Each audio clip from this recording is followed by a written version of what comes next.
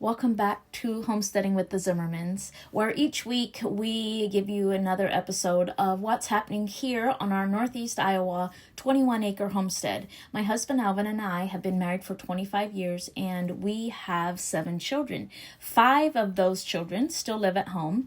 Our oldest 2 are married and no longer live at home, so this means we also have 2 son-in-laws and 1 grandson so far. So on our 21-acre homestead, we seek to preserve the self-sufficient lifestyle of our old order Mennonite heritage for the next generation.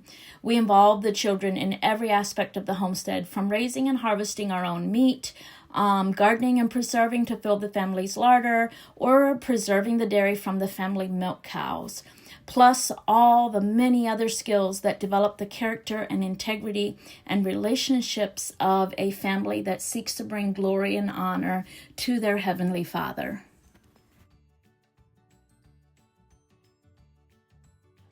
Good morning, everyone. Welcome back to our second garden tour of 2025. I am going to the garden, and in today's video, we are also going to make a garden salad, and I'm going to share my grandma's dressing recipe. So we will be getting some lettuce and all the salad goodies from the garden today. But first, I'm going to give you a tour of the other half of the garden that I didn't get to show you last week. I looked at the forecast and noticed that it's supposed to be real windy today, like 25 to 30 miles an hour. So I'm like, I better go get my garden tour out of the way right away because I don't like to battle the wind out here. So first of all, we're going to start down here at this side of the garden, and these are my peas. Now, peas are my main crop, like our large crop for this year.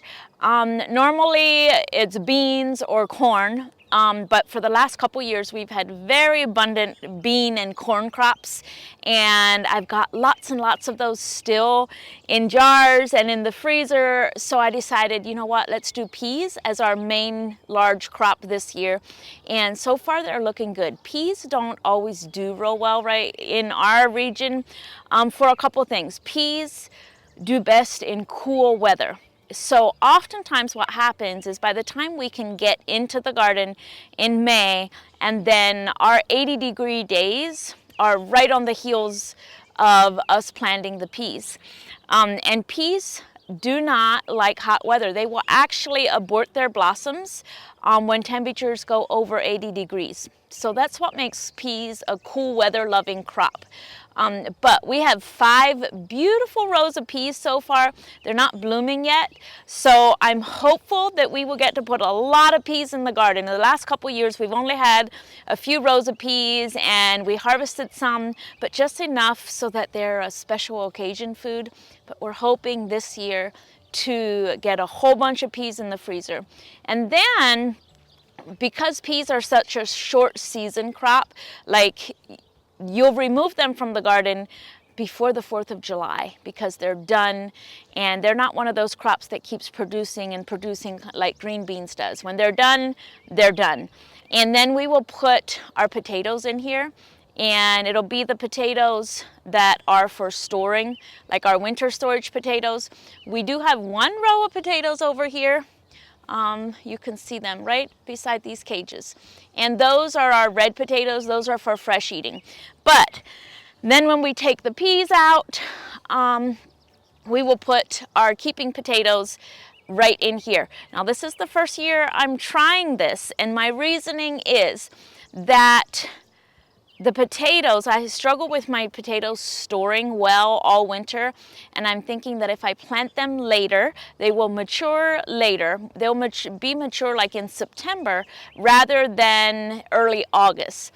And then the plants die, and we dig the potatoes out in October, and that should give me like 2 months. If I plant them 2 months later, harvest them 2 months later, hopefully they will store longer through the winter. And also the other thing is, with the Colorado potato beetles, which have really become a problem here in our region in the last couple, I'd say probably the last 10 years, planting them later means that we will avoid the onslaught of those beetles hatching from the soil. And one of the reasonings that I've heard about us having such a Colorado potato beetle problem the last couple years is it's been probably 25, 30 years maybe since the Mennonites moved to this region, and they all start planting potatoes. Like, we grow a lot of potatoes for our family because we're German, right? So potatoes, potatoes, potatoes. And it's just taken some time, but now with everybody in this community planting rows and rows of potatoes, it creates a habitat that, you know, where these potatoes just thrive. I mean, the beetles thrive, and then of course they overwinter in the soil, but I haven't seen one beetle on my potatoes yet, and I'm hopeful that our hard winter that we had this past winter, like 30 below zero with no snow cover, I'm hoping that that really killed a lot of the Colorado potato beetles. Okay. So when I was gone the other week, Elvin and the boys mowed the yard, and they put grass clippings on the peas, which is fine, but it's not something I normally do, and here's why.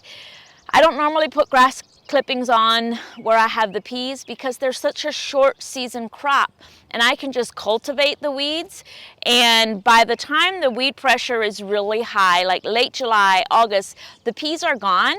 And I don't need that weed barrier because I can just till the weeds out, or, you know, cover it after the peas are out. I usually put grass clippings on my crops first. First crops that get grass clipping are the ones that stay all summer, like tomatoes and peppers, and then my raspberries and you know, things like that. You know, maybe the potatoes, but it's okay that they put them here. It really doesn't matter. We're trying something new with our pea fence this year. I just used baler twine, steel T-posts, and the peas are loving it so far. What I'm excited about is some years our peas get really tall, and I can just extend this by adding more twine. I do feel like I probably should have used more posts. Like, I feel like the stretches are kind of long, and it's going to, you know, it's weakening the structure by having such a long stretch between the posts. But those are all the steel posts I had. I do need to get more steel posts because my tomatoes are ready for fence. So I'm gonna have to purchase more steel posts anyway, and it wouldn't mean much to just put another support in there. And then here, these are my snap peas, like sugar snap peas, whereas these are like whole peas, where we will shell them and just put the peas in the freezer. These are snap peas, which means that they're for eating the pod and everything. And I had a nice long row here, and they germinated so poorly, so I transplanted them all and put some tomato cages on them, and these would be just for fresh eating and snacking. And then next we've got our red potatoes. Those are for fresh eating, and they are doing well. Here, somewhere here, I planted some lima beans, and they have come up so poorly as well. I may end up replanting those. One of the things with beans is that they love a really warm soil. And so early on in May, we had like 2 weeks of all like upper 70s. And it tricked me into thinking, oh yeah, I can plant my beans and all that. And then of course it got chilly, and I think that really affected the germination of some of my beans here, like especially the lima beans. Plus the lima beans were old seeds from another year. So a lot, I might just replant those. Lima beans are a really long season, so I'll have to get on that. It's supposed to rain tomorrow, so maybe I'll replant the lima beans and see what happens. And then here are some Crowder peas that I planted, and those are like for a dried pea, and somebody gave me seeds for those, and I'm excited to try those because I'm always excited to have another option for dried beans that are easy to grow. Then here are my green beans. Well, this is a weed, but here's the green beans. Those did not come up. You can see how I planted a double row and it didn't come up everywhere, but that's okay. We have lots and lots of green beans in the freezer. I mean, in jars from last year. Behind me here, you see my 2 rows of onions. It looks like a lot of onions, but normally I put my onions like 4 or 5 across in a real wide row, but then I struggle so much with controlling the weeds in the onions, so I decided this year I'm going to put them in 2 separate rows. And also I did plant a little more onions because the last couple years we didn't have enough for storage after I was done with all the canning. And you know, like the pasta sauce takes a lot of onions, the salsa takes a lot of onions, and then I didn't have very many to store, so I decided this year I was going to plant more onions. So on my list for today, before the rain comes for tomorrow, is to finish weeding these onions. And I do put grass clippings down between the rows, but I never put grass clippings on the onions because, and I'll show this in a later video too, as your onions start forming bulbs, I like to scratch all the soil away from the top so that they can form nice big bulbs. And the other thing we'll do is we will, and you'll see this when I start harvesting for my salad, is I pick the onions out in between the ones that are too close, and I kind of thin them that way. Harrison is up there. I don't know if you can see him. He's out for a joyride in his little on his little garden tractor this morning. The hay got mowed in the last couple days, so now the boys can ride their motorbikes and garden tractors through the hayfield again until it starts getting tall. All right, so here I've got my zinnias, and I've got some morning glories that are going to climb up there, and I'll probably put some squash or something in there on this side of the panel. I've got all my equipment down here. The boys are going to gather some grass clippings for me. And here is all my lettuce. And you can see this is a Butter Crunch variety. It's one of our favorite early spring varieties. So I'm going to harvest one of these today to make a salad. Here's my arugula. When I transplanted it, I thought it was broccoli. So I'll just let this go to seed heads and collect the seeds for next year. My cabbage is doing well. I've got this real pretty kale. I don't harvest kale for myself for eating. I don't really care for kale that much. I mostly grow it as treats for the cows. And I might, grab some tender leaves and throw them into a salad just to add some variety to it. But mostly I grow it because it looks pretty and the cows really like it. So I'll just keep my cows friendly by offering them some kale. Now, I saw something on Instagram the other day where somebody was relating to me as far as I always say, I like to grow things. I don't like to harvest things and preserve things. I just like to grow things and make it pretty. And somebody said, yes, I'm much more of a grow and gaze type of gardener than I am a grow and harvest type of gardener. And that's kind of how I am. I grow the kale because it's pretty. And even like the cauliflower that I've harvested, cauliflower doesn't throw out side shoots like broccoli. I'll just let the plant in the ground because it looks pretty all there, in the row, and I won't pull it out even though it's done. It's done what it's going to do and it's all done. So I've got some broccoli coming. It's not going to be real nice big heads. It looks like it's maturing early, but that's okay. I expect that with spring broccoli. Because the plants are short season, they often don't have time to put down a big root system that would support a big head of broccoli. because there's such a short season. Now, if I plant broccoli in the fall, it usually has more time because our heating degree days are not as intense in the fall as they are in the spring. Looks like something's eating my cauliflower. Probably cabbage worms, even though cabbage worms usually eat the leaves of the cauliflower. Here you can see where I harvested a little cauliflower for a salad earlier this week. All right, down here I've got my carrots. They are ready to be thinned out, but I'll probably wait till after it rains.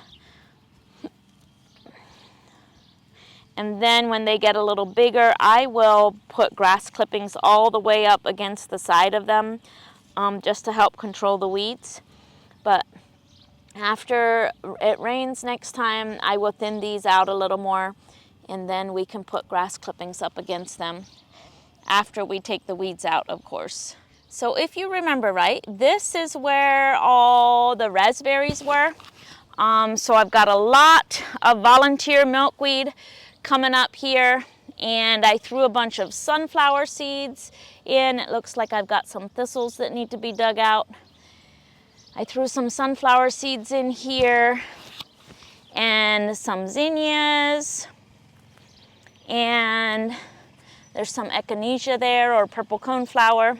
So in a couple months, this will all be blooming. And there's a hollyhock that I left there. Somehow that one started growing there, and I decided just to leave it. And then here, of course, is our radishes. We've been enjoying those with some hummus, and I'm going to put a bunch in today's salad. Are your chores all done? Yeah, a long time ago. You fed the dogs? Yeah. Okay, what do you need? It doesn't work. What doesn't work? Yeah. You can't start it? You need my help? It won't go. Okay, let Mom pull. Hey, there you go. But where the gas is, look. Oh, did you put the choke off? Yeah. What does that one do? That's just the gas. That one's on. It's so. Okay, let it on choke for a little once. Just let it run a little once.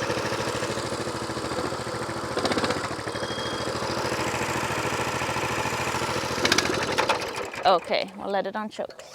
Whoops, hang on.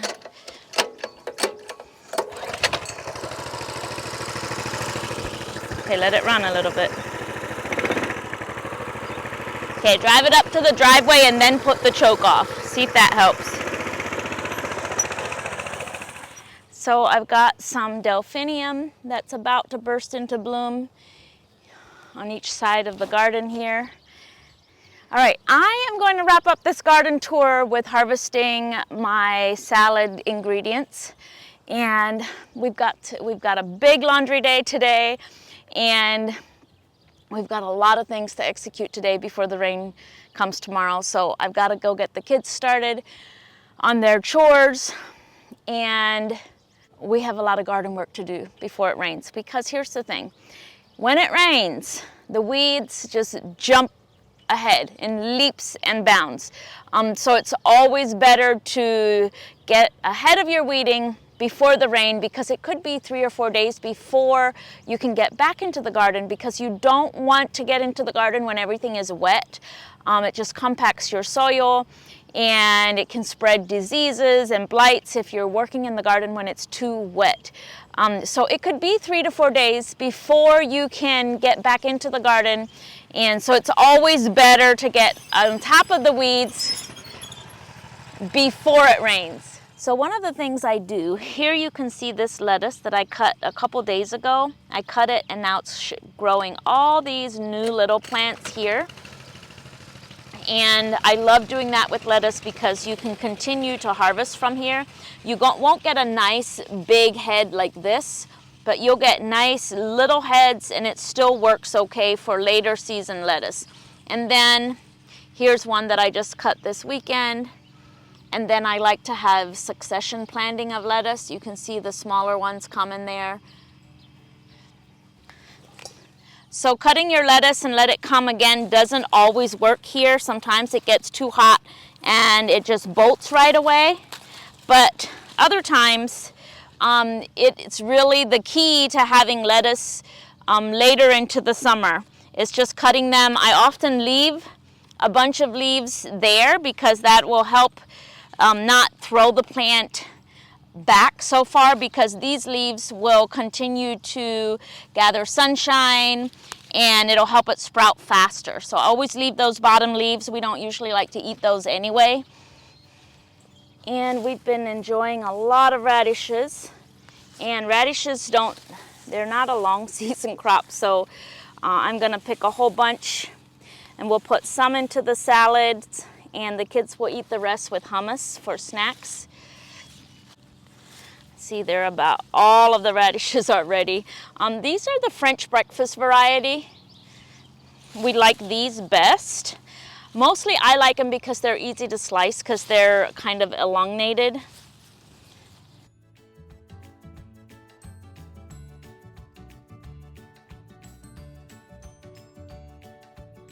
So next I am going to grab some onions for spring onions in our garden. And I've been thinning down my row by getting the onions that are crowded, and our soil is pretty dry right now. So I'm making sure to use my little digger so I don't just break them off. And yeah, this is just how I thin down my onions. And then they'll have plenty of room to grow big bulbs for storing.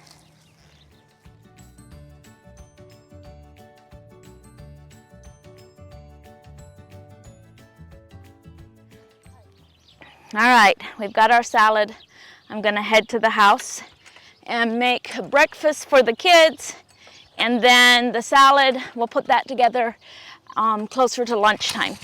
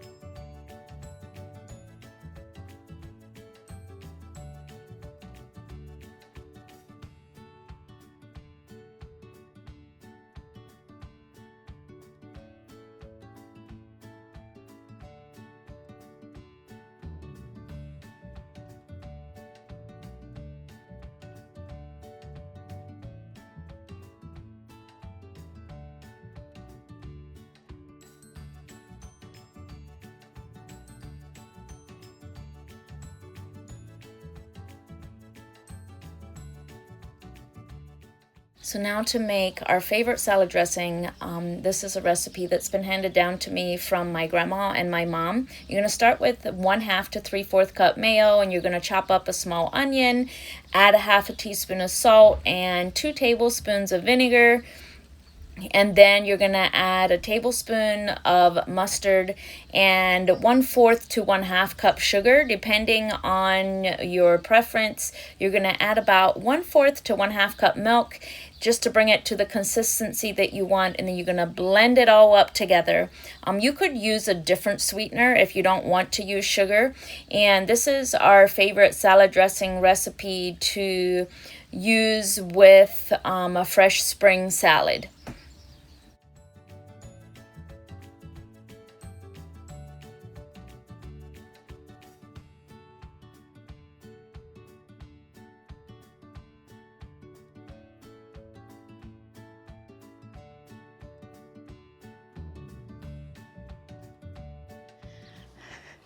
Thank you everybody for being here for this week's garden tour. It's a very busy week. I'm happy that I got to squeeze this in.